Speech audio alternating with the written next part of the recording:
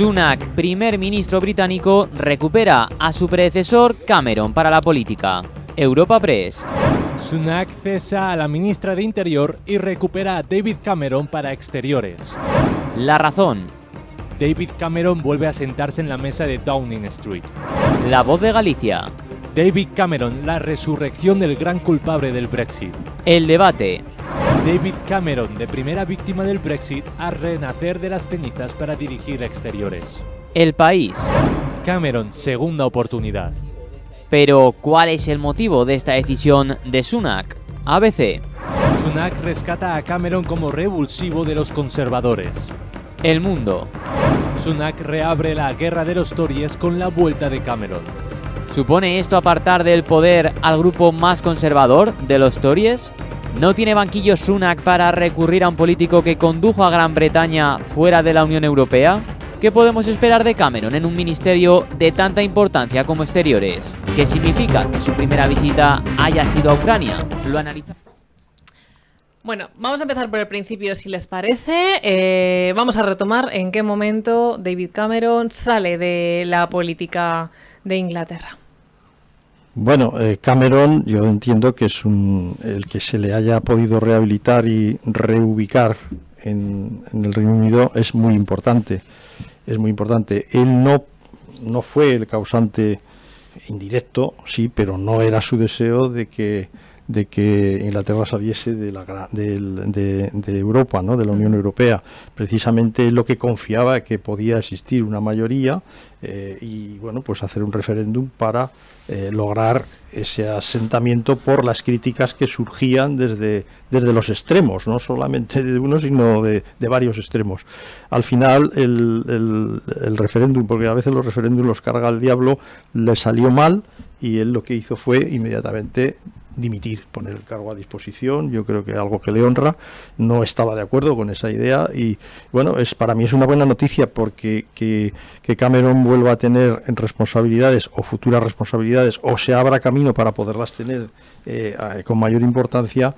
Entiendo que podría también ser una manera o una vía para que el Reino Unido regresase, en este caso Inglaterra regresase a la Unión Europea, de donde no debió de salir. Yo entiendo porque se darán cuenta más pronto que tarde que fuera de la iglesia llueve y no te proteges. Digo esto en la iglesia como una cuestión metafórica. Enrique, no te emociones.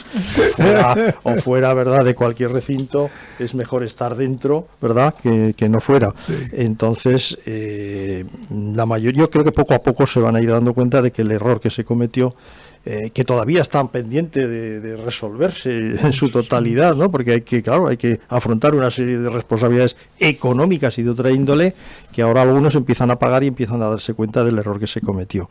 Por lo tanto, el fichaje de Cameron con esas nuevas responsabilidades, que le han tenido que buscar un sitio incluso, ¿no? en la estructura a través de la Cámara de los Lores, porque claro, si no tenía representación, me parece muy positiva y vamos a ver si podemos seguir avanzando para hacer esta Europa cada vez más fuerte, porque una Europa dividida, pues aunque no quiero volver al tema de siempre, sería como una España dividida, así que cuanto más fuerte sea Europa, mejor nos irá a todos.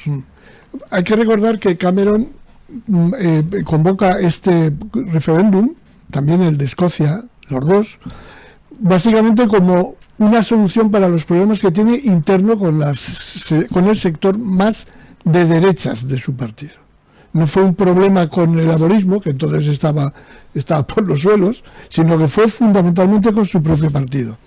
Y le ganó la partida quienes querían salirse de Europa, utilizando este argumento de forma demagógica para cargarse exactamente al sector conservador más moderado. ¿Cómo se llamaba? Que el primer ministro que iba con el pelo tan rubio. Esa era la cabecilla fundamentalmente. Ganaron el referéndum y se tuvo que ir. ¿Qué ha pasado ahora en estos momentos? A mí me gustaría saber exactamente por qué nombra como secretario de Estado, bueno, esos son los americanos, ministro de Asuntos Exteriores, ¿por qué nombra a Cameron? ¿Por qué lo hace? Porque esto no era costumbre en el siglo XIX en Inglaterra. Eso es verdad. Y en las primeras partes del siglo XX, que los primeros ministros ocupaban muchas veces, en muchas ocasiones, el Ministerio de Asuntos Exteriores. Por ejemplo, en el siglo XX, Mr. Eden. Ese fue un ministro. ¿Por qué? A mí me gustaría que fuera por lo siguiente. Porque los problemas tan graves que está teniendo en estos momentos Gran Bretaña, desde el punto de vista internacional y desde el punto de vista económico, es lo que les está planteando a los sectores moderados del Partido Conservador volver a la Unión Europea.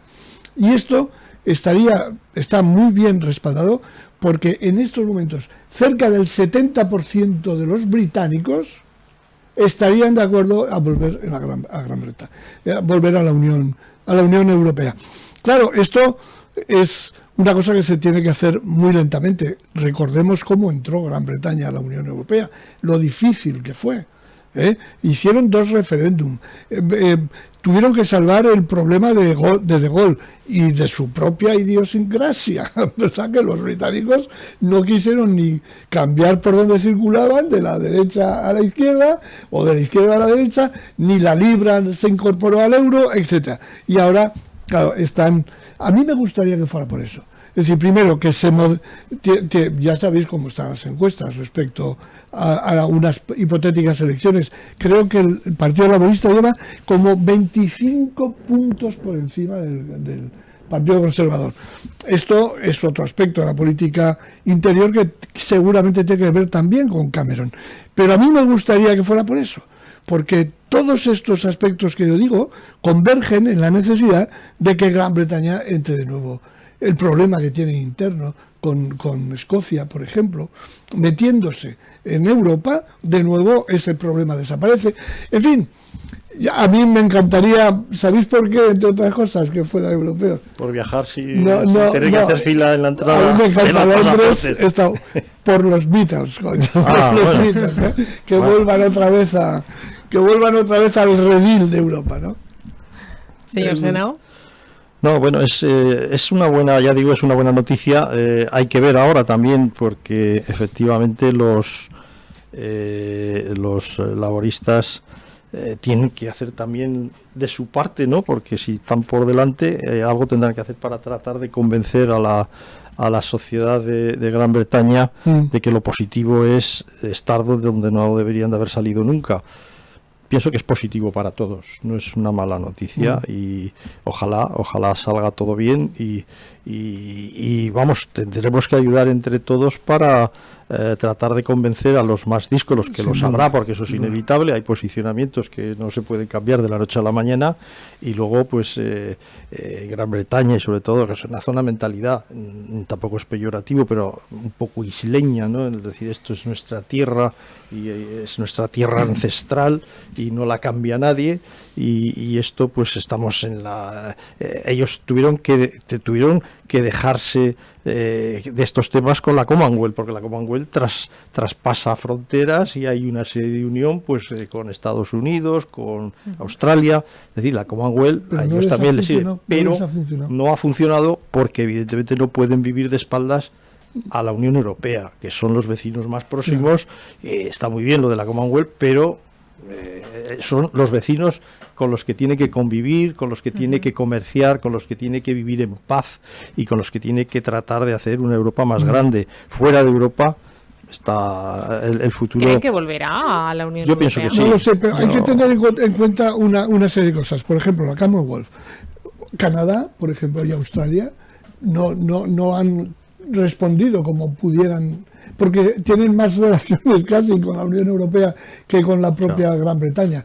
Luego tienen otro problema, y es que Trump no salió elegido en Estados Unidos presidente. Trump fue un factor clave que apoyó. Todos recordamos aquella reunión última que tuvo, que no me acuerdo el primer ministro británico, ¿cómo se llamaba? Que el señor con Trump. El que cantaba cuando la pandemia en las discotecas. Las declaraciones que hizo ahí públicamente, los dos frente a la televisión, en cuanto salgáis vais a firmar con nosotros un tratado de preferencia, etcétera. Biden no está por ahí. Y claro, ese es otro asunto a tener en cuenta. en el fondo, todo lo que sea desestabilizador en Occidente es muy malo para Europa, muy malo. Así que arrimar el hombro, eso es lo que tenemos que hacer, ¿eh? Que nosotros somos Europa ya. Boris Johnson. Boris Boris Johnson. Johnson, sí, sí, y su pelo Perdonar, zanahoria también. debe sí, ser sí. la edad, ¿no? Vale. Boris Johnson, sí. Esto es. A los del plutonio tampoco les gustaba mucho, vamos, que Gran Bretaña siguiese en la Unión Europea. Me refiero que también la parte rusa, en ese afán de desestabilización global, encantado de Hombre, empujar para que se fueran fuera. Y es- porque no pudieron correr la isla más adentro del Atlántico, ¿no? Estupendamente. Y ahora intentarían, por ejemplo, que separar a Polonia, o separar a Hungría, o separar a Italia, separar a quien fuera, debilitar a la Unión Europea. Eso yo creo que es algo que hoy ya ni siquiera se deduce de los actos, se sabe.